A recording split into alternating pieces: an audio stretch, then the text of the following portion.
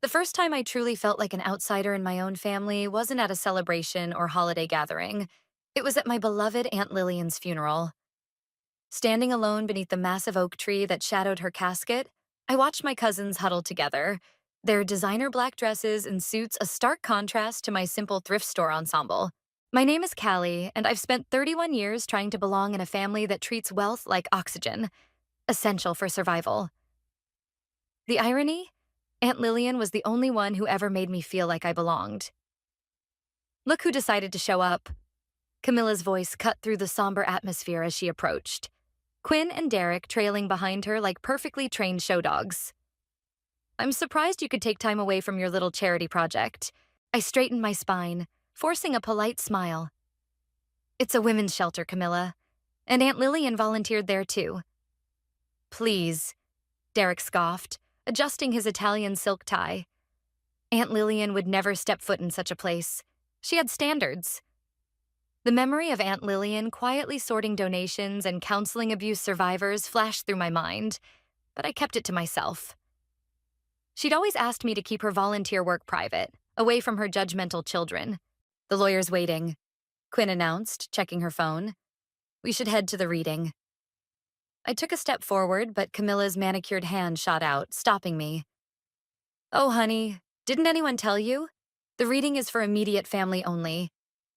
I am immediate family, I protested, heat rising to my cheeks. Aunt Lillian was my mother's sister. Yes, but we all know how Aunt Lillian felt about your branch of the family tree. Derek smirked. Always the black sheep, weren't you? Quinn at least had the decency to look uncomfortable. It's just, the lawyer was very specific about who should attend.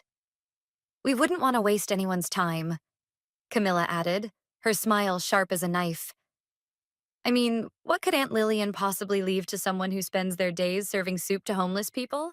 I watched them walk away, their expensive shoes clicking against the cemetery path. An elderly woman who'd been standing nearby approached me, her kind eyes filled with concern.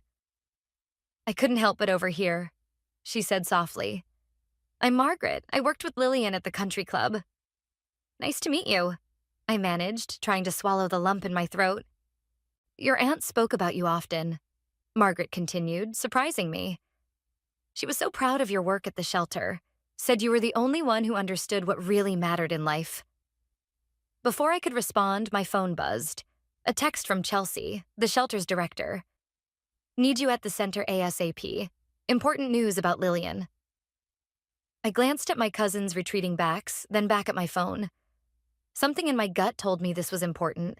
Thank you, Margaret, I said, squeezing her hand. You have no idea how much I needed to hear that today.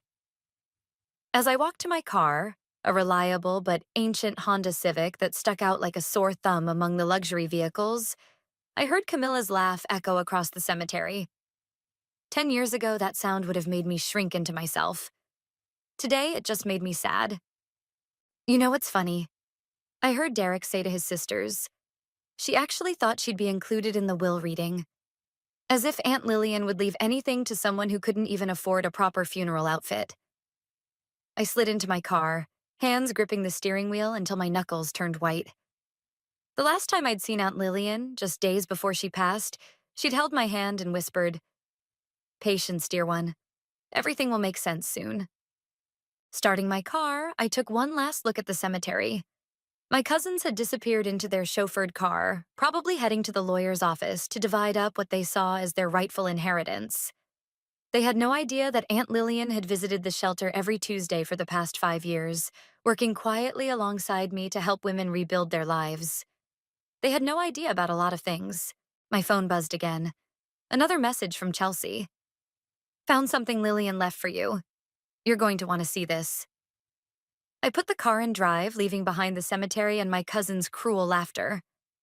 Aunt Lillian always said timing was everything, and something told me she had one last lesson to teach about patience, karma, and the true meaning of family legacy. As I merged onto the highway, heading toward the shelter, I couldn't help but smile. Maybe being an outsider wasn't such a bad thing after all. Sometimes it gives you the perfect vantage point to see what others miss. The women's shelter stood in stark contrast to the mansions my cousins called home. A modest three-story building with fading paint and a small garden out front. But unlike those cold marble halls, this place radiated warmth.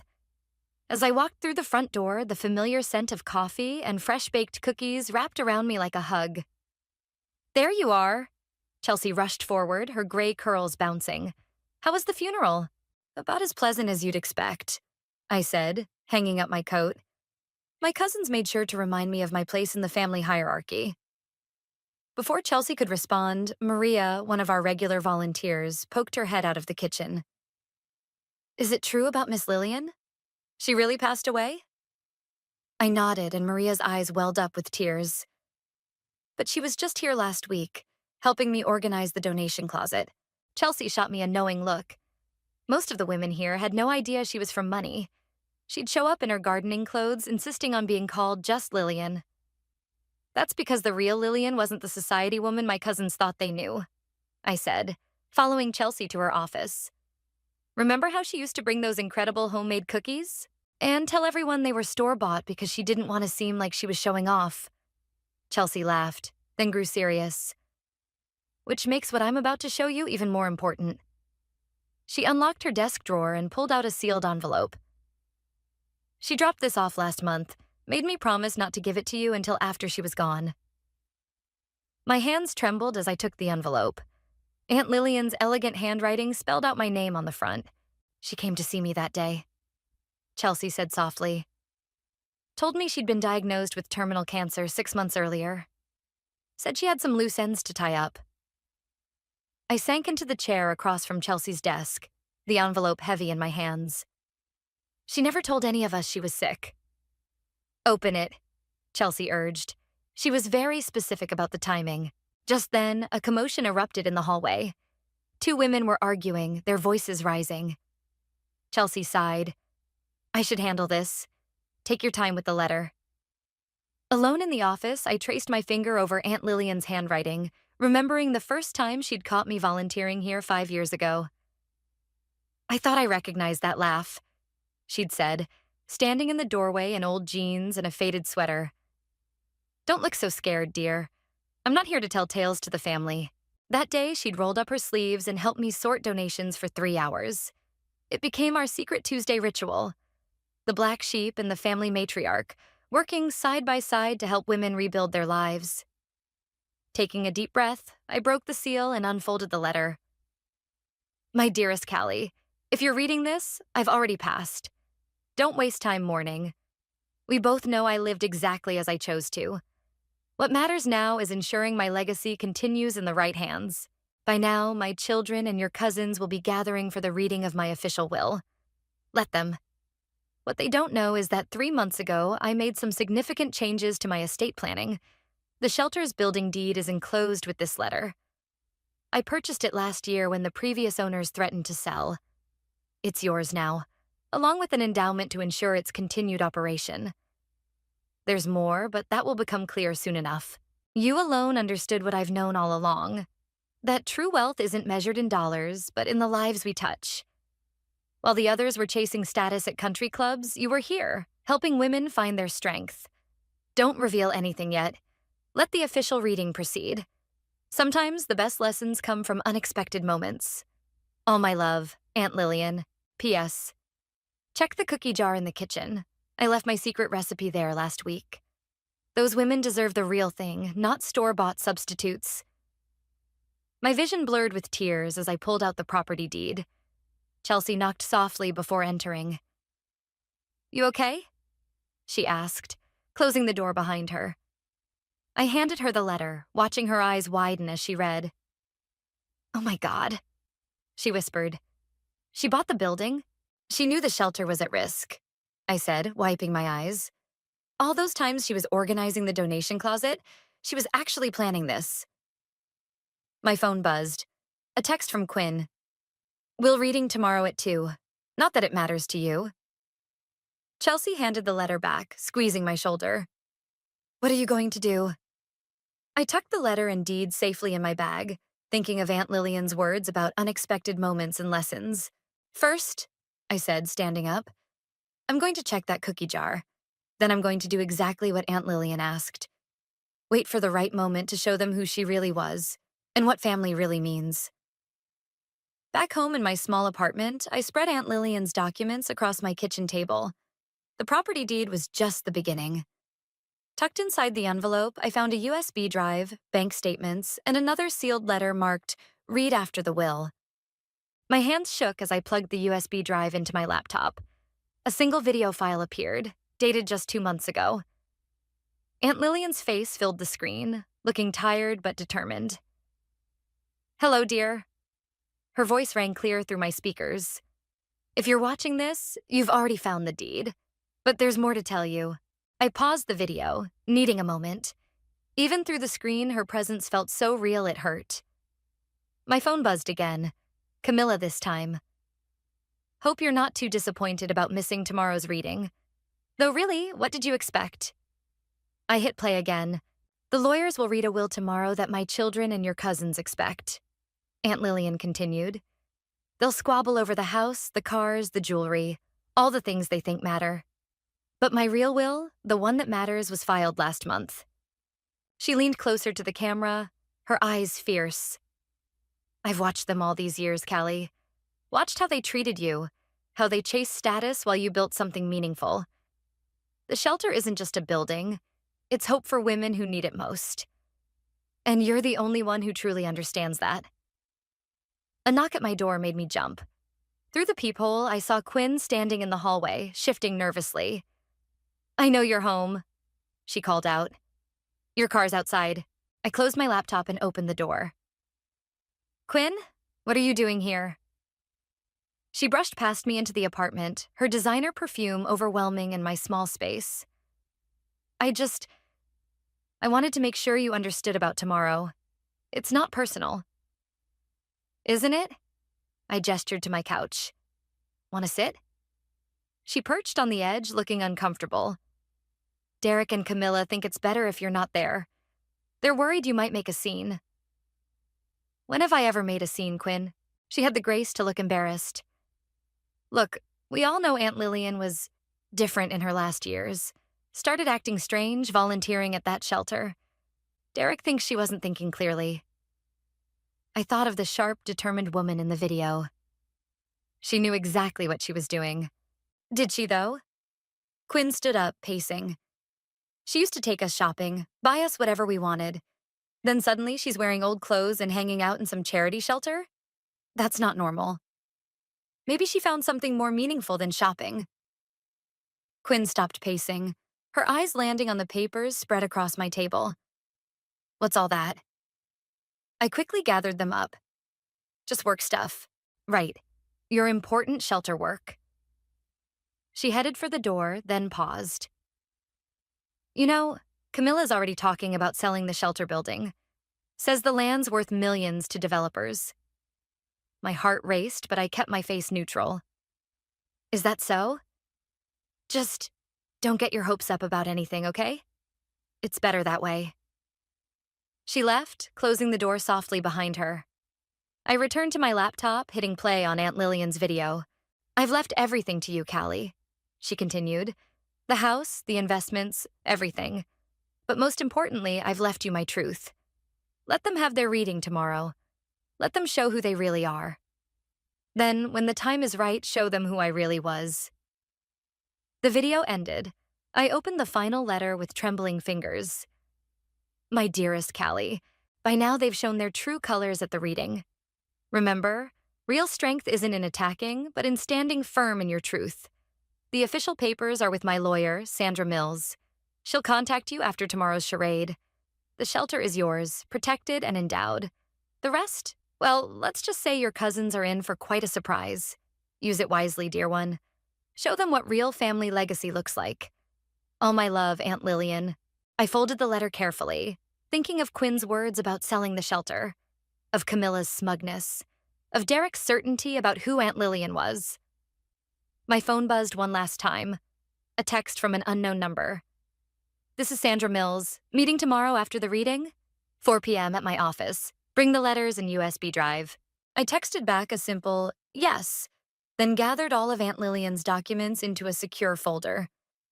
Tomorrow, my cousins would gather to divide what they thought was their inheritance. They had no idea that Aunt Lillian had orchestrated the perfect lesson about karma, justice, and the true meaning of wealth. For now, though, I had a batch of cookies to bake. After all, I had her secret recipe, and the women at the shelter deserved something special. I sat in my car outside the law office, watching my cousins arrive in their luxury vehicles. Through the large windows, I could see them gathering in the conference room, already arguing about something. Even from here, I could read Camilla's animated gestures. She was probably laying claim to Aunt Lillian's art collection. My phone lit up with a text from Chelsea. "The vultures circling yet?" "You have no idea," I replied, then added a photo of Derek dramatically pounding the conference table. I wasn't supposed to be here, but I needed to see this play out. Parking around the corner had given me a perfect view of the show. The lawyer, Mr. Patterson, entered the room with a thin folder, the will they were expecting. My phone rang. Sandra Mills. "Are you watching?" she asked without preamble. "From my car. They're about to start." "Good. Stay there. I want you to see their reactions when they realize that folder contains nothing but a letter." Inside, Mr. Patterson opened the folder. Even from here, I could see Camilla's face redden as he began to read. She shot up from her chair, snatching the paper from his hands. "This is it?" Her voice carried through the glass. "One page? This can't be everything." Quinn pressed her hands to her face while Derek paced the room like a caged animal. I cracked my window to hear better. "This is the only will we have on file," Mr. Patterson said calmly. "It simply states that all matters regarding the estate will be handled by another attorney, Sandra Mills." "Who the hell is Sandra Mills?" Derek's voice boomed. "I've never heard of her," Quinn whispered. "Why would Aunt Lillian do this?" Camilla pulled out her phone, probably Googling Sandra's name. "This doesn't make sense. The house alone is worth millions. The art collection, the investments, where is all of that?" "Perhaps," Mr. Patterson suggested, "you should contact Ms. Mills." "I'm calling our family lawyer," Derek announced. "This is ridiculous. We'll contest it." My phone buzzed again. Sandra. "Time for phase 2. Meet me at my office now." I started my car just as Camilla stormed out of the building, mascara running down her cheeks. She was so focused on her phone, she didn't even notice me driving past. Sandra's office was across town, in a modest building, nothing like the gleaming tower my cousins were leaving. She greeted me with a warm smile and ushered me into her office. "Right on schedule," she said, checking her watch. "They should be calling any—" Her phone rang. She put it on speaker. "Sandra Mills speaking. This is Derek. What kind of game are you playing? Where's our aunt's real will?" "Mr. Hudson, I've been expecting your call. Would you like to schedule a meeting? We demand to know what's going on." Camilla's voice cut in. "We're her children." "Of course," Sandra replied smoothly. "I'm free at 4 p.m. today. Will you all be attending?" "We'll be there with our lawyer," Derek snapped. "Wonderful. Oh, and please be aware, your cousin Callie will be joining us." The line went silent for a moment before Quinn spoke. "Callie, what does she have to do with this?" "Everything will be explained at 4 p.m. See you then." She hung up, turning to me with a twinkle in her eye. "Your aunt was right about them. Now, let's prepare. They'll try to paint you as a manipulator who took advantage of a confused old woman." "But we have the video," I reminded her, "and the letters, and the shelter's documentation, and 5 years of witnesses who saw her volunteer work." Sandra pulled out a thick folder. "Your aunt spent months preparing for this. She wanted to teach them a lesson, yes, but she also wanted to protect you." "I don't care about the money," I said quietly. "I just want to protect her legacy." "The money is part of her legacy," Sandra corrected me. "And she trusted you to use it wisely." My phone chimed with a group text from my cousins. Derek. "Whatever you did to manipulate Aunt Lillian will expose you." Camilla. "Hope you're happy with yourself.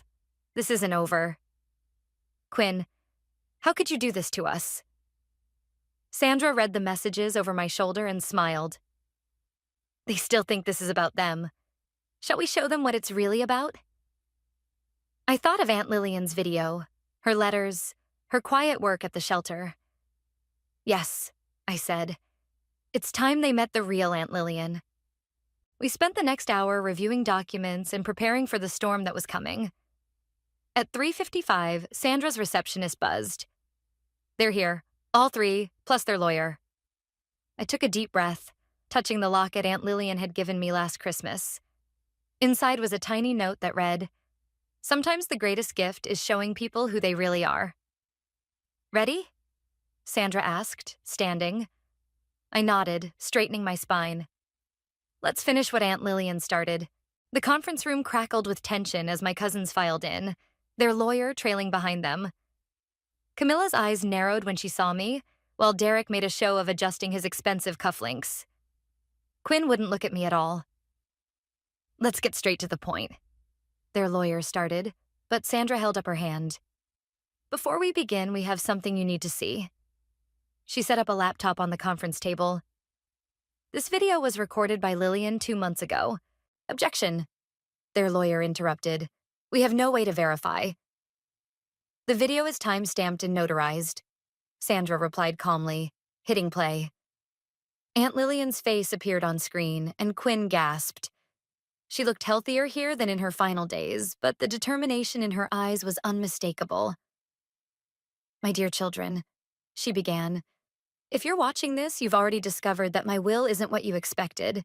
You're probably angry, confused, maybe even planning to contest it. Derek shifted uncomfortably in his chair. For years, I've watched you chase status and wealth, treating kindness as weakness and compassion as foolishness. You mocked your cousin Callie for working at a shelter, never knowing I worked alongside her every Tuesday. That's ridiculous, Camilla scoffed.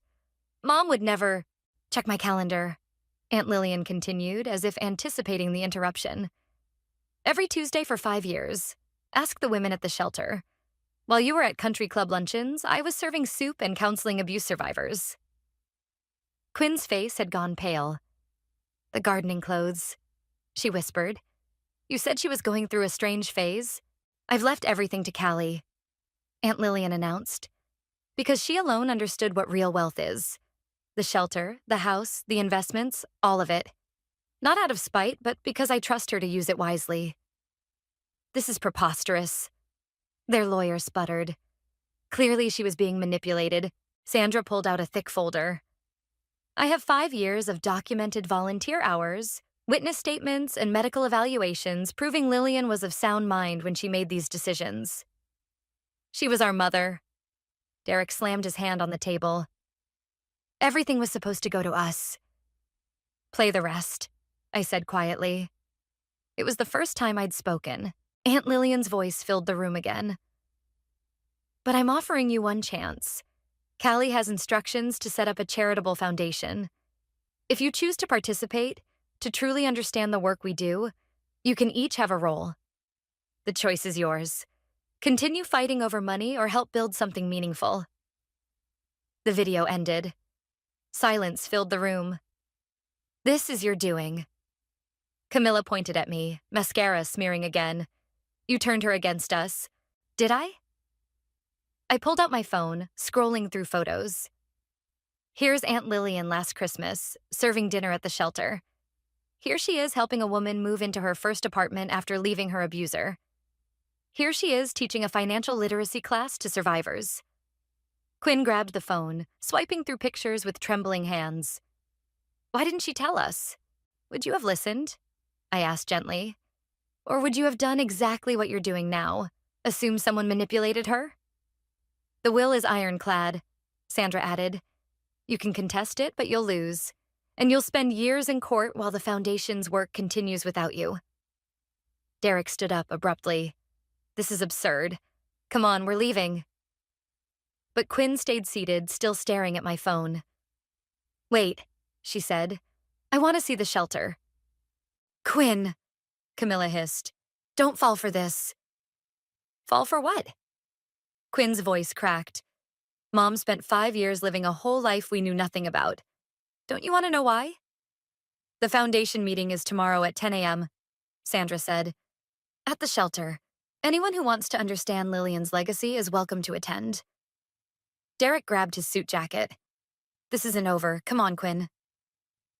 But Quinn handed me back my phone, her eyes meeting mine for the first time. I'll be there tomorrow. You're choosing her over us? Camilla's voice rose to a shriek. No. Quinn stood up. I'm choosing to find out who Mom really was. After they left, Sandra turned to me. That went exactly as your aunt predicted. She said Quinn would be the first to understand. I nodded, thinking of the last photo on my phone. Aunt Lillian and me, covered in flour from baking cookies, laughing at the shelter's kitchen. The real her, the one they never knew. The foundation meeting tomorrow, I said. Do you think any of them will actually come? Sandra gathered her papers. Your aunt said to have the cookies ready, just in case. She was usually right about these things. I touched the locket again, smiling. Then I better get baking. I have a recipe after all. At 9:55 the next morning, I arranged Aunt Lillian's cookies on a plate in the shelter's meeting room. Chelsea helped me set up chairs while shooting nervous glances at the door. Are you sure about this? She asked. After yesterday, they might show up with an army of lawyers.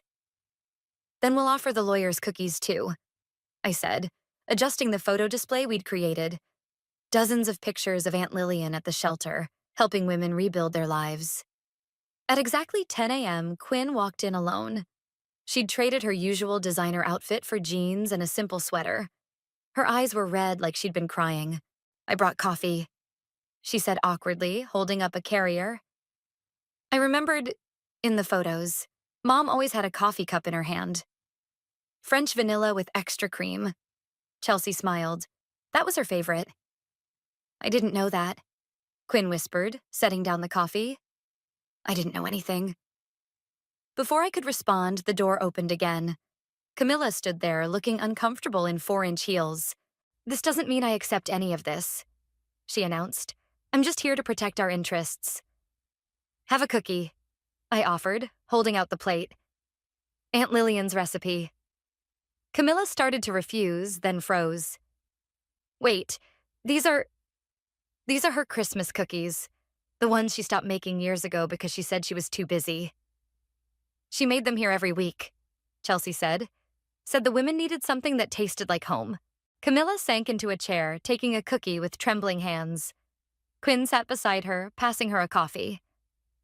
Derek's not coming, Quinn said quietly. He's meeting with lawyers about contesting the will. Let me show you something, I said, pulling out Aunt Lillian's volunteer log. Every Tuesday for 5 years. She never missed a day, even when she was sick. Sick? Camilla's head snapped up. What do you mean, sick? The door opened again, and Maria walked in with several other shelter residents. Is it true? Maria asked. About Miss Lillian leaving everything to the shelter? Not exactly, I explained. She left everything to a foundation that will support the shelter and expand its services. She helped me get my GED, one woman spoke up, tutored me every week for months. She taught me how to budget, another added, helped me open my first bank account. Quinn was crying openly now. Why didn't she tell us? Because you wouldn't have understood, a familiar voice said from the doorway. We all turned to see Margaret from the funeral, the country club worker. I helped her keep her secret. She changed clothes in my office before coming here. But why? Camilla demanded. We're her children. She could have told us. Remember when I started volunteering here? I asked gently. You all mocked me, called it a waste of time, said I was embarrassing the family. We were wrong, Quinn whispered. Camilla stood up abruptly. This is ridiculous. She was our mother. Everything she had should have gone to us, not some charity case. Is that what you think this is? Chelsea asked, her voice sharp. Come with me. She led us to the shelter's kitchen, where a plaque hung on the wall. It read, The Lillian Hudson Teaching Kitchen, where women learn to feed their souls. Your mother funded this kitchen last year, Chelsea explained. Said every woman deserves a place to create something beautiful. She spent her money on this? Camilla gestured around. Instead of us? No, I corrected her. She invested in changing lives, including yours if you'll let her. The foundation meeting, Quinn said suddenly. What exactly does it involve? I pulled out Aunt Lillian's final plan. Blueprints for expanding the shelter, adding a daycare center, creating job training programs. She wanted it to be a family legacy, I explained, but a different kind than you're used to. I want in, Quinn said firmly. I want to understand who she really was. Camilla stared at the cookie in her hand, then at the women gathered around us. Women whose lives Aunt Lillian had touched. She really came here every week? She asked softly. Maria nodded. Rain or shine, said it was the best part of her week. Camilla's phone buzzed, probably Derek with updates from the lawyers. She silenced it without looking. Show me everything, she said finally. Show me what she did here. I caught Chelsea's eye and smiled. Aunt Lillian had predicted this too, in her final letter. They'll fight it at first, but give them time. Show them what real wealth looks like. The cookies will help. Some lessons are best taught with a little sweetness. I picked up the shelter's volunteer log and opened it to a fresh page. Who wants to sign up for Tuesday shifts?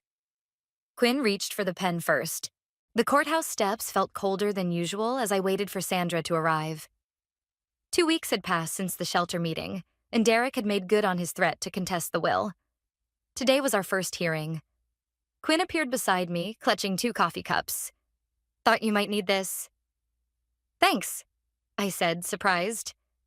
Are you sure you want to be seen with the enemy? Stop, she sighed. I've been doing shifts at the shelter. I get it now. Mom wasn't crazy or manipulated. She was amazing. Camilla's Mercedes pulled up and she stepped out wearing a simple black suit instead of her usual flashy attire. Derek's already inside with the lawyers. He's not happy I'm testifying for your side. Before I could respond, Sandra arrived with her team, carrying boxes of evidence. Ready? The courtroom was packed.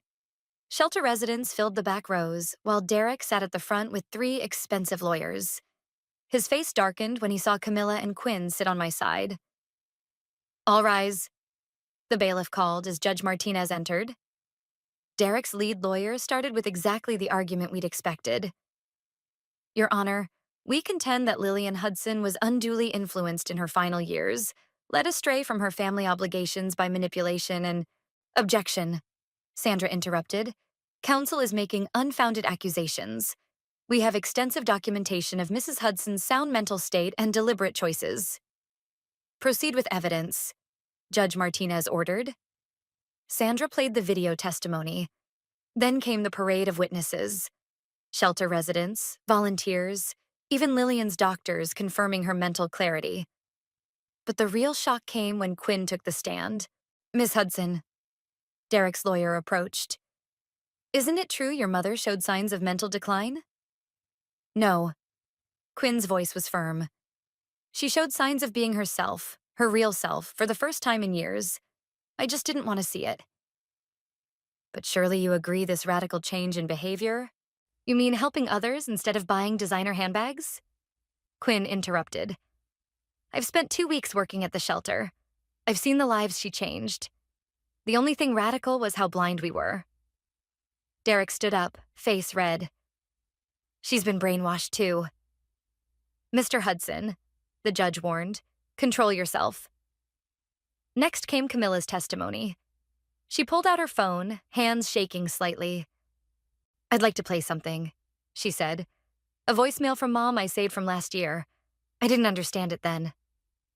The court fell silent as Aunt Lillian's voice filled the room. Camilla, darling, I wish you could see what I see at the shelter today. A woman just got her first job after leaving an abusive marriage. She's starting over with nothing, but she has everything. Reminds me of what real strength looks like. I hope someday you'll understand. Love you. I deleted all her other messages about the shelter. Camilla's voice cracked. I thought she was going through a phase. I was wrong. Derek's lawyers huddled together, whispering urgently. But their star witness was yet to come. A private investigator they'd hired to dig into my past. Miss Hudson, he addressed me on the stand. Isn't it true you orchestrated this entire situation? Befriended your aunt when she was vulnerable? I opened my handbag and pulled out a stack of papers. These are donation records from the shelter. Every Tuesday for 5 years, Aunt Lillian came on her own. She found us. She chose this path.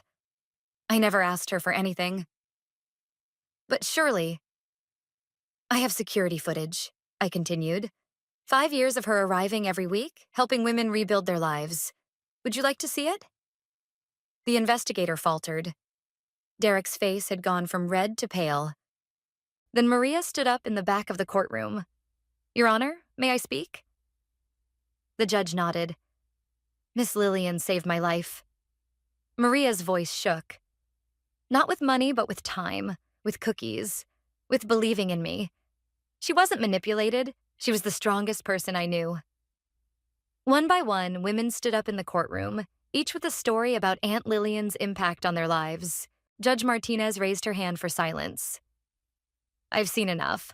This will is not only valid, but represents a clear and conscious choice by Lillian Hudson to create a meaningful legacy. Case dismissed. Derek stormed out, his lawyers trailing behind. Quinn and Camilla hugged me, both crying. He'll come around, Quinn whispered. Eventually. Outside, the shelter residents were celebrating. Chelsea appeared with a familiar-looking cookie tin. Found this in Lillian's old office, she said. It's marked for the day they finally understand. Inside were cookies, still fresh, with a note. Share these when the fighting stops. Real family is built on love, not lawyers. L. We passed them around, standing in the sunshine, watching as Derek's car sped away. Sometimes I realized winning isn't about defeating someone. It's about showing them a better way to be. The autumn breeze carried the scent of fresh paint as I unlocked the shelter's new front doors. The expanded building gleamed in the morning light, 3 times larger than before, with the daycare center Aunt Lillian had dreamed of. Still can't believe how fast construction finished, Quinn said, falling into step beside me. She'd traded her designer wardrobe permanently for practical clothes, perfect for chasing after the shelter's children. The contractor said he'd never seen permits processed so quickly, I replied. Almost like someone pulled some strings at City Hall. Quinn smiled mysteriously. Camilla might have mentioned something about that. Turns out her country club connections are good for more than just charity galas. Inside, the new teaching kitchen buzzed with activity. Camilla stood at the center island, her sleeves rolled up, teaching a cooking class to 5 residents. Remember what Aunt Lillian always said. She demonstrated proper knife technique. Cooking is therapy for the soul. Speaking of therapy, Quinn nodded toward the new counseling wing. Did you see the waiting list for Sandra's legal aid clinic? Full through December, I confirmed. Turns out combining legal services with emotional support was exactly what many women needed. The front desk phone rang. Maria, now our full-time office manager, answered it. Lillian Hudson Women's Center, she said proudly. Then her expression changed. Oh, yes, he's welcome to come tour the facility. She covered the receiver. It's Derek. He wants to see the center. Quinn and I exchanged glances. We hadn't heard from our brother since the court case 3 months ago. Tell him to come now, I decided. We're all here. 20 minutes later, Derek walked through the doors, looking uncomfortable in casual clothes instead of his usual suit. This is different than I expected, he said, taking in the bright, welcoming space. Come see everything. Quinn linked her arm through his, starting with Mom's favorite spot. We showed him the teaching kitchen, where Camilla's class was pulling fresh cookies from the oven. The daycare center, where children of shelter residents played safely while their mothers attended job training. The counseling rooms, the computer lab, the rooftop garden. And this, I saved for last, is what Aunt Lillian left for you. I opened her old office, now a financial literacy classroom.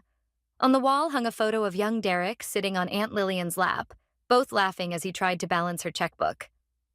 She said you were the first person who made her think about money differently, I explained. That's why she wanted you to run the Foundation's financial education program.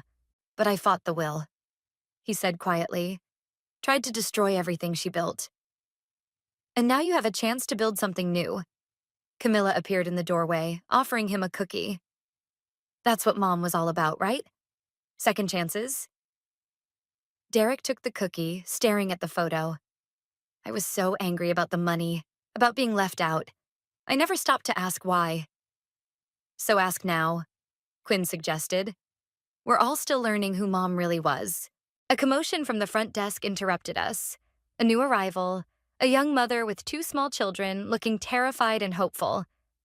I'll handle intake, Maria started to say, but Derek stepped forward.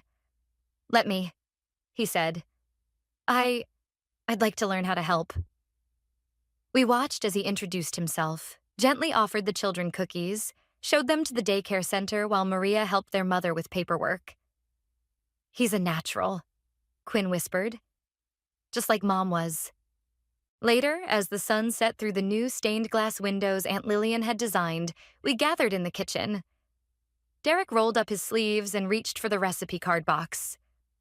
Think you can teach me how to make her cookies? He asked. Better. Camilla pulled out a familiar tin.